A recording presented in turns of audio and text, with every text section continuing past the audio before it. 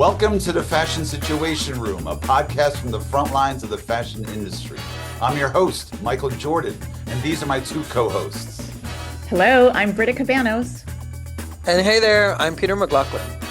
In this podcast, we offer you real talk about what impacts the fashion industry, particularly through the 4 S's: strategies, sustainability, storytelling, and solutions. With our finger on the pulse of the most meaningful business trends, which we'll also bring to life with impactful guests along the way, we aim to provide you with actionable insights that will benefit you. Thank you for joining us. Let's jump in. Hello again, everyone. In this episode, we're doing something a bit different with a unique guest. Throughout our episodes so far, we've examined many of the external forces reshaping the global trillion-dollar fashion industry. We've discussed global supply chains, sustainability, manufacturing, branding, consumer trust, artificial intelligence, and the rapidly changing marketplace. Whenever fashion faces a challenge, our instinct is often to look outward for new technologies, strategies, markets, or the next big trend. But today, we're looking inward, inside ourselves.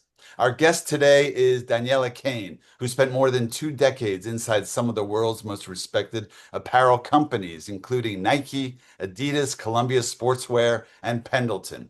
During her time as a creative designer, she led major design initiatives, helped reposition product lines, accelerated innovation, and delivered measurable business results. When leaders are under constant pressure, when teams become disconnected, and when organizations lose their sense of purpose, no external solution can fully compensate for what's happening internally. So today, Daniela helps leaders and organizations do something that may sound counterintuitive in today's fast-paced business world. She encourages them to first look inward, to understand how leadership, organizational culture, and even our own internal state shapes creativity, collaboration, innovation, and ultimately business performance. It's a perspective that may be more relevant today than ever before. Daniela, please join our episode. Welcome to the Fashion Situation Room. Welcome, Oh my Daniela. goodness. Hello. Thank you. Thank you. Welcome. And thank you so much for this extraordinary introduction. Oh, well, you're very welcome. And we do want to dive right in because you did have a significant and impressive career inside the fashion industry, but then there was a turning point that set you on this different path. So I'm wondering if you could share with us some of what opened your eyes and spurred this for you career-wise.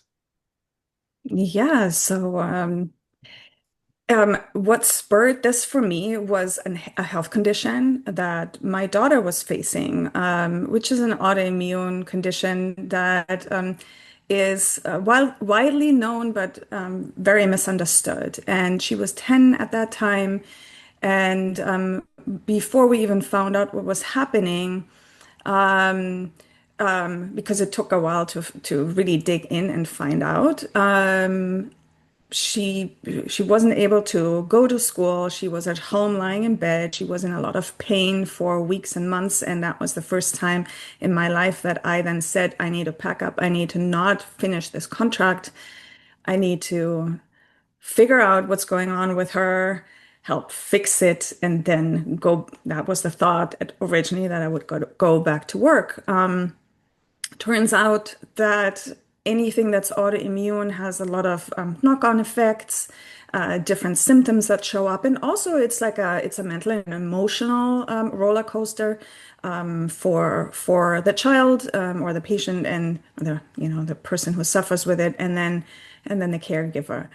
And so I would say what happened after about a year into that journey, I kind of hit rock bottom in a way because I realized it's not going to go back. So that was 2018.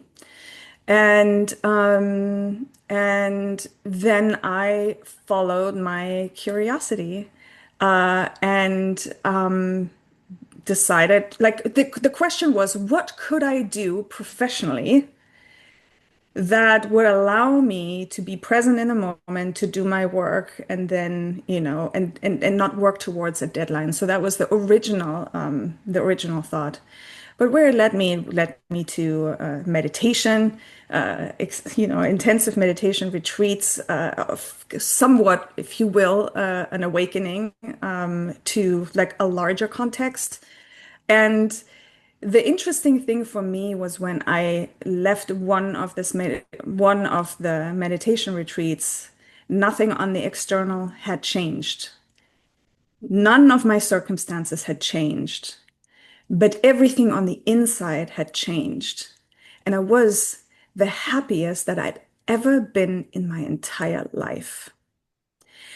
And so that got me onto a quest or a journey to figure out how could I bring a taste of that experience to my old me, to the person who is in a very volatile industry, a very exciting industry, but volatile, very agile industry. How could I bring a taste back to my old self?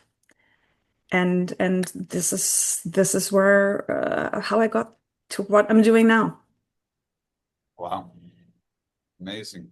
Britta, would you like to ask a question? Yeah, well, I just have to say welcome to Daniela. I've had the pleasure of knowing you for many years now, and we Yeah. met through working together in the industry. And one of the things you did was co-founded a sourcing and design development studio in Portland. And I think we were hired by you and worked with some of the clients there that you service. And what a pleasure to meet you and breath of fresh air because also being a designer in the industry for so many years and living through that, and Peter knows as well, it's just the fast pace, the chaoticness Right. of it all can really take a toll. And Yeah. so learning about who you are and who you are as a person and what you've become with your work and where you are now has been great. And I got to participate in one of your retreats, which was lovely. Yes. And so I know you've been doing this for many, many years. You've been over 20 years working with some of the biggest names, as Peter had mentioned, Adidas and Nike. And so working with so many big brands in the industry, what do you see happening inside these organizations that nobody's talking about out loud? Because this is where, you're hired as a designer or a creative person, and you just start fitting into the culture of that specific organization, and you just kind of accept things that everyone else is accepting. And so what are some of the things that you're seeing that should be brought to light and that people aren't really talking about? Um, that's a really good question. So, like Britta, you and I, and Peter as well, I think we grew up inside an industry that was growing, that was developing, where it was just an exciting time. And what happened over the last 20, 30 years is we reached like the industry has grown so much. And the bigger something becomes, the more susceptible to chaos and to entropy the organization becomes. And entropy just means it's more chaotic. And once the chaos starts happening, it can create a downward spiral into breakdown. And the bigger an industry becomes, the more on the offense it is. Meaning they try prevent contraction, market contraction, and when you try to prevent something, you are automatically in a fear state, and a fear state is an entropic state. A fear state is where the human biology contracts, is no longer able to, and if that happens over a prolonged period of time, we are no longer able to think clearly, relate to other human beings, so that we can collaborate. There's a lot of it's harder to innovate, it's harder to think clearly, it's harder to connect the dots. And so that is what I see happening more and more in the industry overall. And so that's like an overall diagnosis of what I Yeah, think it's is almost actually like going on. people don't realize what's happening. You just kind of accept it and you Mhm. do the work. And meanwhile, we're taking a toll physically, mentally, emotionally, but you just keep going because of the Mhm. pace Yeah. and that's the way the companies are running, or that's just the way life is Yeah. is going with your work. So Yeah. yeah, We it's accept nice. it as normal. It's just is what it is, right? Yeah. Like it's because everywhere it's the same. Danielle, can I just It's the ask as a follow-up? same. Sure. Because you're originally German. And Mhm. so I've worked in Europe and also worked in America. And so it's one of those that I find that here in the States, a lot of the companies make their decisions out of fear. It's a fear-based industry. Whereas in Europe, it was much more creative led, meaning that here, because sales is king, more so than, a creative, let's make the best product more beautiful and it will sell itself. It's more than it's fear, like, will it sell? And so things then get dumbed down design wise. And let's get rid of that. And so this will sell more than that, even though they don't know, like, because they haven't sold either. But because it's more about sales and therefore the buyers are key rather than design, do you feel that then that is a bigger issue? I think Or you how you do you hit feel the that it cares? yeah, you hit the nail on the head. It's fear-led organizations that are trying to hold on to something and somehow want to continue to grow and at the same time prevent contraction. Yeah. So Mm, once you're in that state, um, the human system starts contracting too, and doesn't have access to all of the inspiration faculties, all of it, because then you are in a threat. Like fear is a mm. threat state. Fight or flight. And Yeah. fight or flight, here you go. Fight, flight, freeze, and fawn. The fawn is like, yeah, yeah, boss. Yeah, whatever you want. Like it's like um it's the groupthink that is Mm, focused on hierarchical structures and making sure that we're staying like inside those hierarchical structures and thinking the same thing and just agreeing on the same thing because we believe that then we are safe. mm. Our jobs are safe, our salaries are safe. Just to ask, if I may, Peter, I know you have another question I'd like to ask, but just to ask a Mhm. follow-up to that. So I'm Mhm. curious, Daniela, and getting into some of what you actually do for individuals, for leaders. I'm just Mhm. curious that you said that fear obviously can have a negative impact on creativity. So when you Mhm. have the opportunity, or what advice do you give for companies to create a more psychologically safe environment to enable creativity to flourish? Okay. Well, that's a good question. Again, I love it. Yeah. So, what do you do? I mean, you cannot think yourself out of a fear state. Yeah, it's impossible. It's impossible. You have to work with your biology. You have to work with your nervous system in order to move some of that out. But one of the most important things to understand is you do not have to change the entire organization. You only have to change, and that's the field effect. You only have to change about 25% of the organization to effect irreversible change. Irreversible change.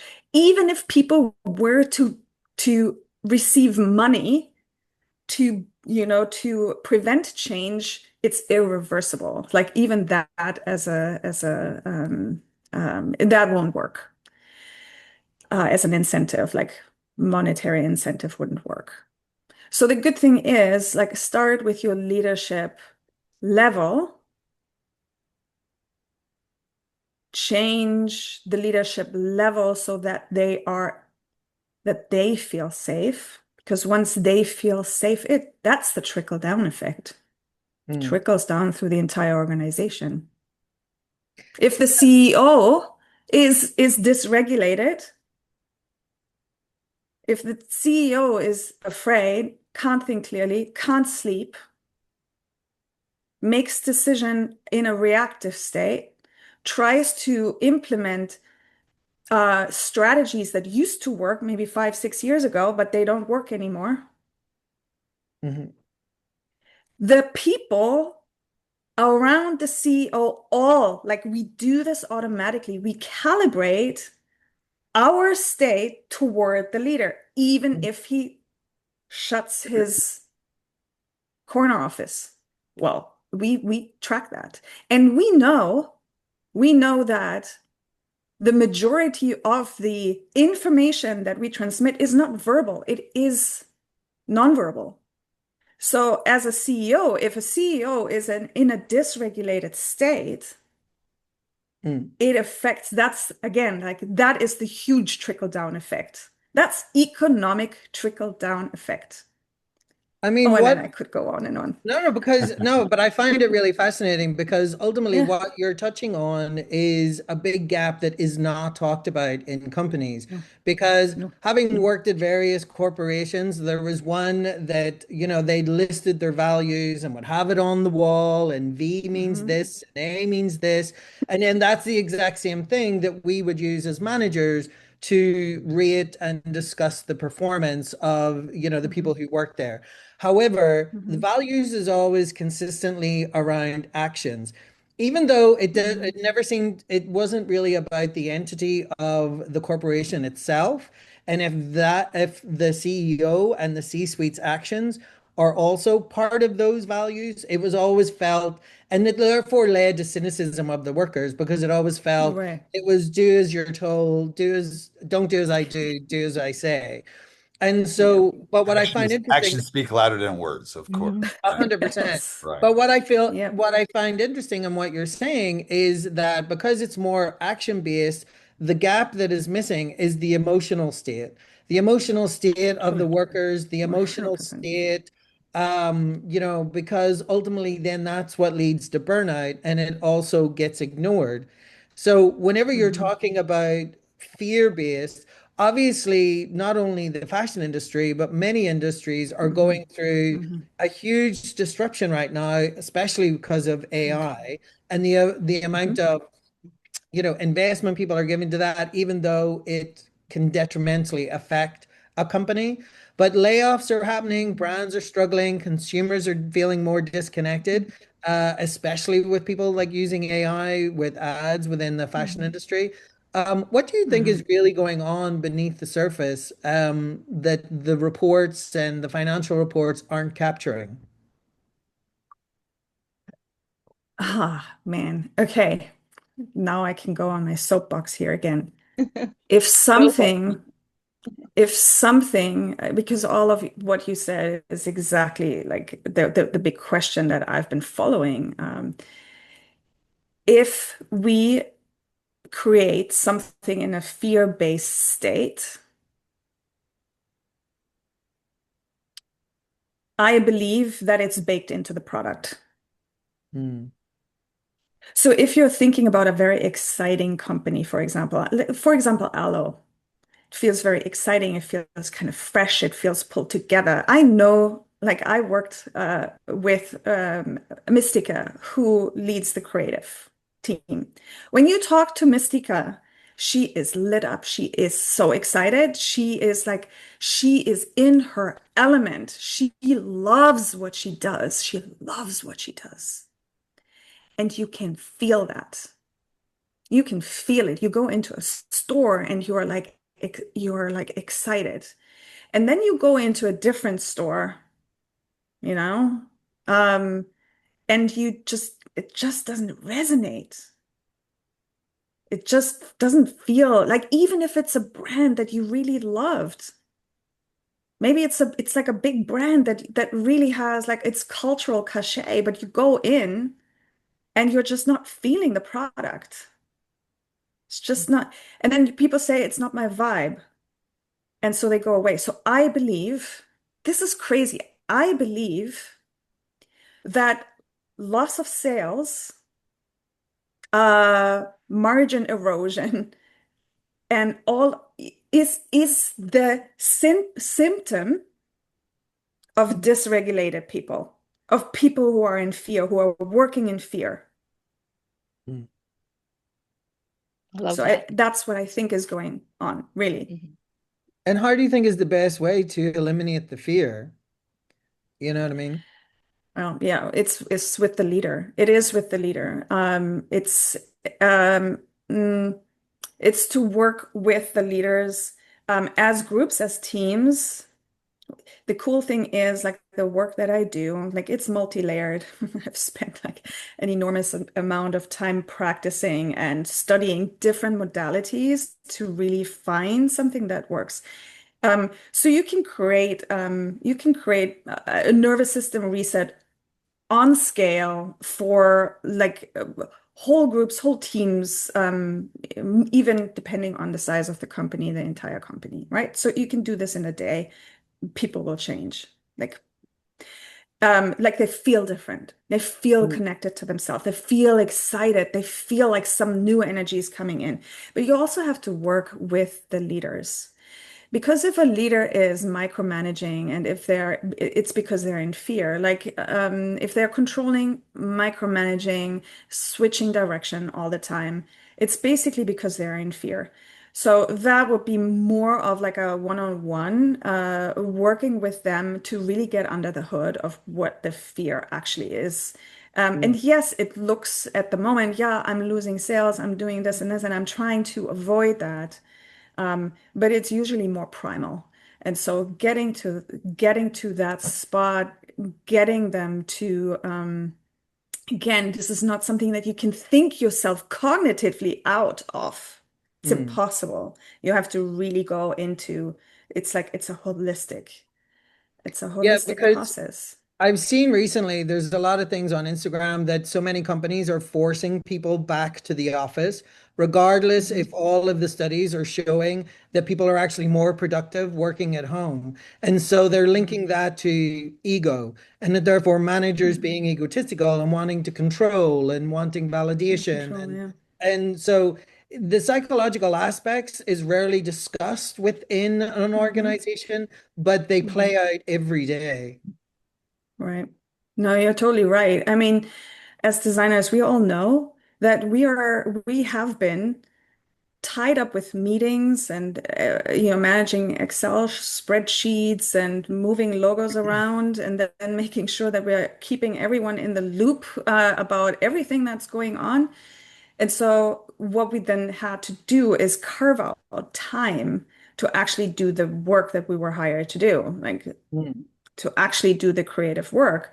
And usually you can't do that. You have to get yourself into a flow state, and when you are in a flow state, and I think designers are actually amazing because we have trained ourselves to get into flow states in a very compressed amount of time to Mm. actually do the work, like actually be creative. So and it's true, like we had to carve out time in order to do this off-site without interruptions, with, being getting into those states. So I agree, yes, it is definitely control. I do also in some instances disagree because I think humans, we want to be with humans. We want Mm. to be with each other.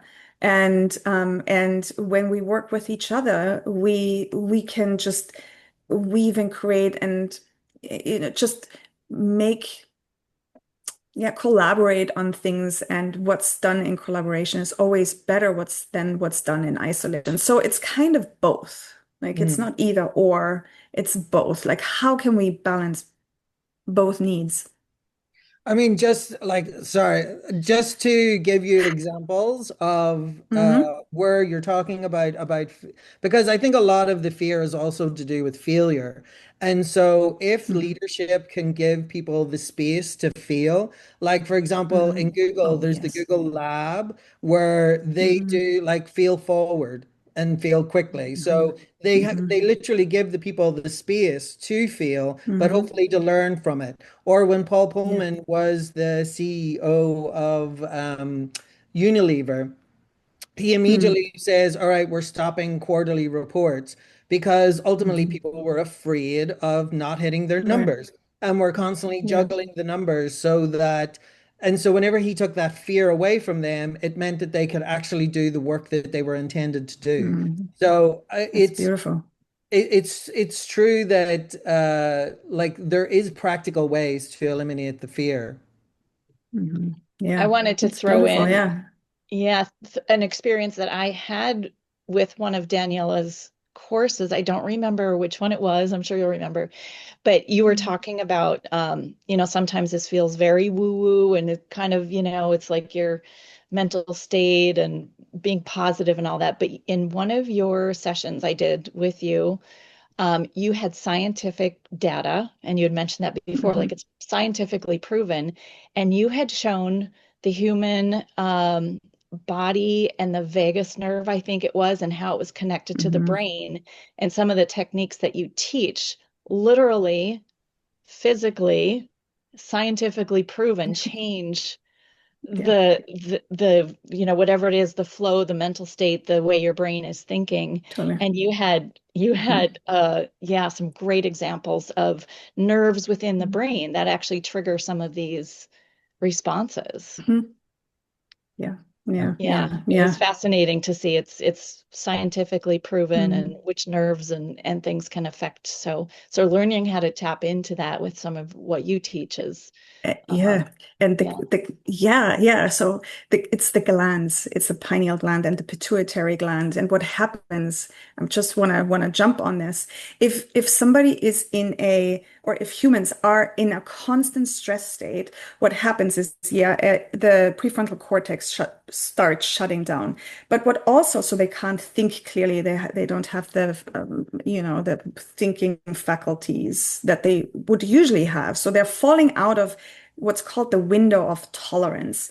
And what then happens if the stress is continued, there is like a nerve that starts contracting. And what happens then is that the pituitary gland starts shutting down. And the pituitary gland is pituitary and the pineal gland is responsible for melatonin and serotonin. So what basically happens is that your wake sleep, there's your circadian rhythm is being compromised through chronic stress. Mm, And then you can't sleep, mm. and then you start being depressed, and then comes the shutdown. And I believe like what all of these things that are happening, that people are getting sick, that people have mental breakdowns, or what is it called?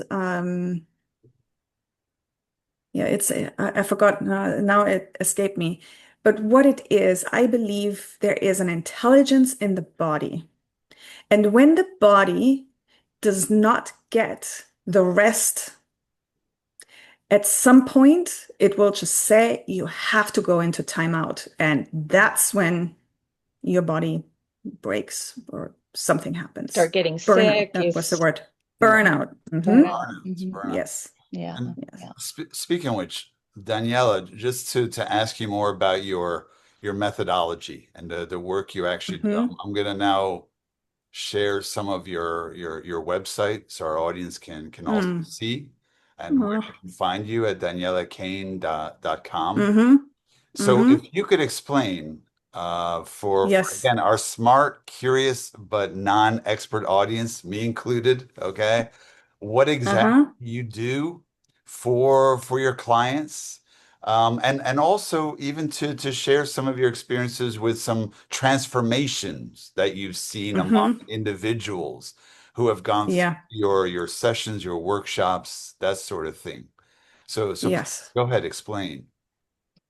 Okay, so it's a combination of multiple methodologies, if you want to say it that way. One of, I spoke earlier about meditative states and how it can rewire, how good I felt, even though nothing of my environment or my situation in which I was, my daughter was still sick. I still didn't have a job. Like I still couldn't fix her, and therefore before I believed I was a bad mother. So nothing had changed, but internally I felt the happiest I had ever felt. Something changed in my biology, in my brain. And so breath work is one of the modalities, and I'm a certified breathwork, trauma-informed breathwork facilitator,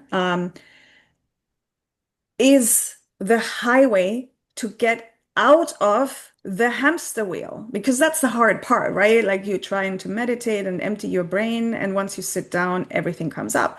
So breathwork is the highway into coherent states, and then um, you can dip into meditative states.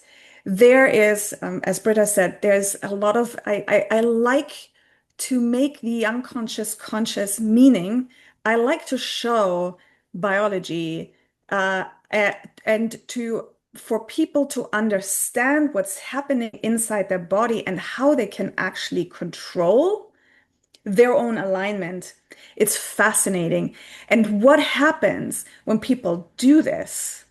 And you don't have to be in person, right? I mean, I love being in person, but we've done this online through we're doing this over 5 days with just 1 hour a day. Now, so it's so little um, time investment for a huge change and shift in yourself, is that people said they have insights, they have ideas come in, the problems that are being solved, literal pain signals downgraded. It's like people say, "Oh my gosh, I had this pain, this hip pain, this knee pain. I had an operation. My pain is gone." And I can say from experience that has happened to me. Pain signals are gone, interrupted. And so that's one of them. So it's like one or some examples of working with on scale with larger groups, whether that is, on site or online. And then the other layer of that is working with the individual, understanding and really going under the hood and clearing out what is the thing that gives them fear? What is the thing that is contraction? And I'm going to tell you an example from one of my clients. Please. She's a physician. So she worked at a hospital or at a clinic here in Portland, Oregon for 30 years. And she took a different,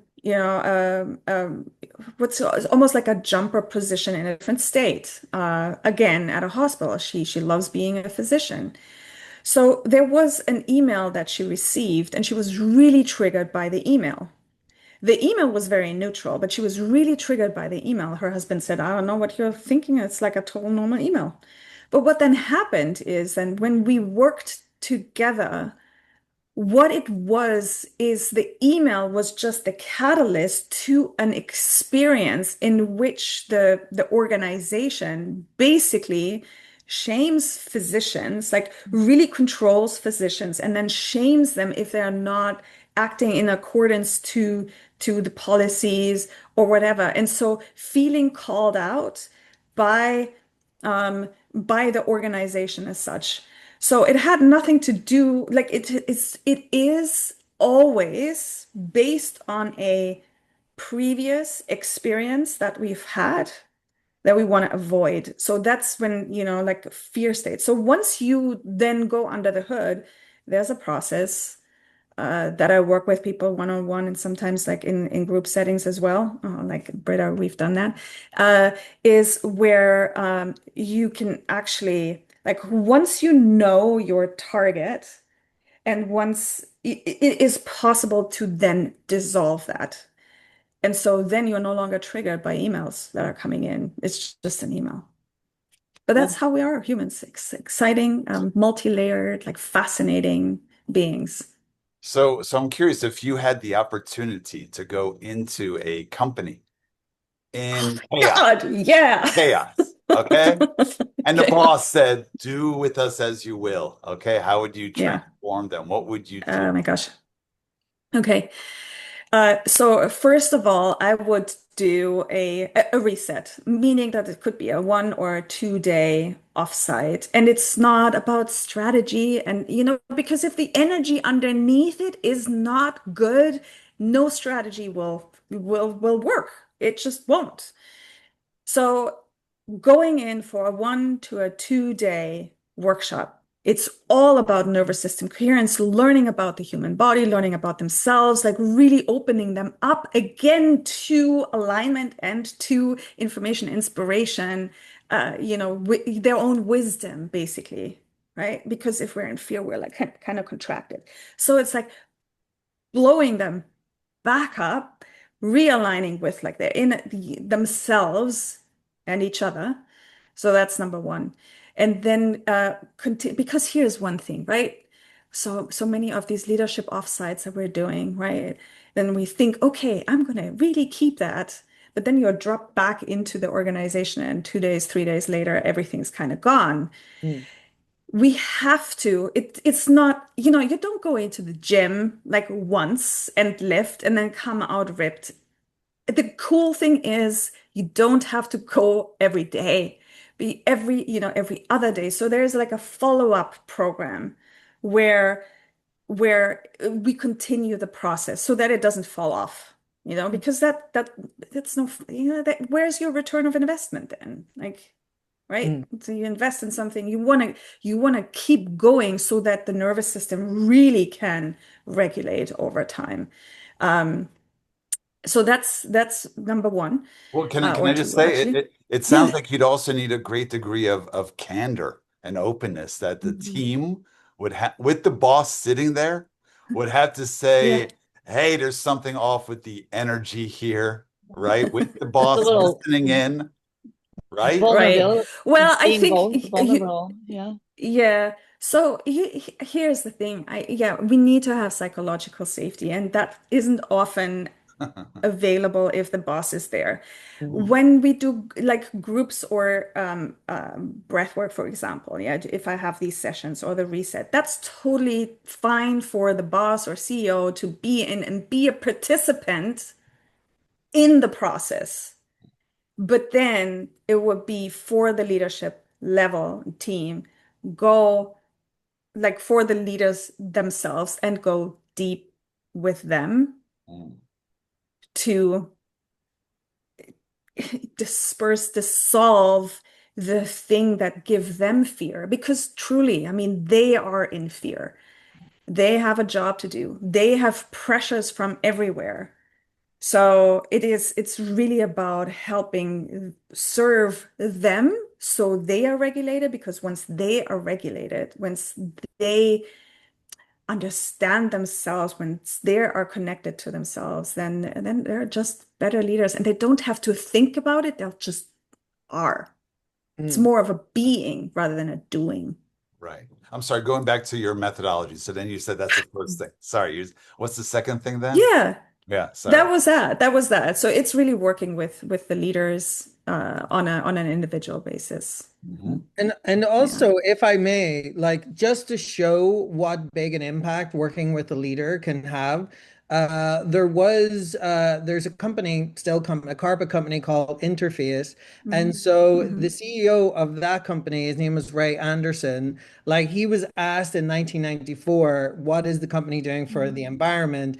And he didn't have an answer. So he researched it and literally changed the whole entire company Mhm. based on that so that it could align and he could have an answer. Mhm. And that company now, Mhm. like they had planted a flag. They all thought he was nuts. They thought he was crazy, that he was off the deep end. But he planted a flag, oh no, by 2020, we are going to be carbon neutral. We're going to do that. And they actually hit it way before then. And now everyone in that company is aligned and has the same mission. And they even now produce carpet tiles that sequester more carbon than it takes to make them. So it shows that if the leaders are in the right space and the right headspace, they can really make a positive impact and bring everyone else in the company with them. Yeah, everything has to align from the top. So, Yeah. Daniela, I'm gonna slightly change the topic here. Is I know that you are working on a book, and you have interviewed or are working on interviewing 100 apparel industry veterans for the book that's about what drives extraordinary creative and business results. So over those conversations, is there something that keeps coming up with all those conversations? Is there like a common thread, common topic? Yes. And learning. Because I'm curious for all the other out of 100 people, like what are you finding? Spill some Spill the tea. beans. Let's hear. Spill the tea. Yeah. Spill the tea. Okay. Yes. So my goal is to interview 100 people. So Peter, I might hit your ass. But and I have interviewed to date 26 people. And quarter these the are way. quarter way. And it originally started with me just wanting to understand language. What are their pain points? How would they describe what they're doing? I wanted to have a clear slate, but then of course my thesis got confirmed interview after interview after interview. The cool thing is it does not matter whether you are a creative, whether you are a CEO, whether you are a salesperson, a merchandiser, somebody in sourcing or finance. It does not matter. They all confirm one thing, that they do their best work when they have psychological safety. And psychological safety is the opposite of fear, right? It only requires, and I'm very excited about it, it only requires 4 ingredients or 4 pillars. One is you need a boss who trusts and believes in you. You need a meaningful goal, stretch goal, whatever it is. There has to be meaning behind it. The third one, you need to have access to reasonable resources. That doesn't just mean money, but it might be connections, information, tools, whatever that might be. And the fourth and the last one, you need to have autonomy, accountability. If one of those 4 pillars erodes, the whole thing collapses. And it goes into the other direction. And that's really interesting because I think single about one. Yeah. Yeah, go ahead. Sorry. Yeah, I think about my own past corporate design work, and when I had those 4 things was by far my best work. And that's where I got in that flow because I had all of those things. I didn't know, I didn't think about them in the 4 pillars like you've just described, but when you said that, it's like, yes, I had that. I had the resources, I had the autonomy and freedom and the support. And yeah, those were the best designs, the best output that I came up with creatively. Because you can bring your full self to work. You don't have to mute certain areas. You don't have to, mute things for egos or being nervous about presenting some type of design because it might be too out there or something. Right. 100%. Yeah. So I even spoke with someone whose job was to prepare the division to be dissolved. It was a meaningful goal for him, and it was one of the most rewarding projects he's worked on. And Mm. so it's really interesting, right? So it doesn't matter who you are, what function you have, it's the same for everyone. So Daniela, Well, I love that. Yeah, go ahead. Go for no, it, I Peter. was just going to say, like, we normally, like, that leads perfectly into at the end of each of our episodes, we ask our guest what their call to action would be. So, Mhm. so based on your research and the interviews that you've done, what would your call to action be to our listeners? Actionable Okay. insights. Yeah. Actionable What insight. can they Let's do get your today? Yeah. butts into seats because today I have a free offering. I offer this every other week. So it's a bi-weekly offering. It is free. It's 50 minutes and I call it Coherence Express. It's on Zoom. You can register for that. It's free. You get like notifications, or it's on your calendar. You actually don't get notifications unless I remember. But what we do is 15 minutes, get into these coherent states or centropic states where you're going out of your chaotic mind, you're dipping into coherence and calm and order. Yeah. Wow. I Yeah. just may take you up on that offer. Well, It's noon. It's in an hour, less than an hour. the clock is ticking. Well, colleagues, anything else that you'd like to add? No. Well, Daniela, thank you so much for this insightful episode. Yes, I feel calmer already, actually, listening to you. I feel less chaotic in my mind. And I can personally vouch for her work, and I've worked with you on breath work and the retreat, and it definitely is something you should experience and try. Be open to it. And yeah, it can be transformational. So, And I do think that companies should now pay attention to their emotional well-being. You know what I mean? Not just of its staff, but of the entity itself, rather than just actions. That should definitely be part of their values.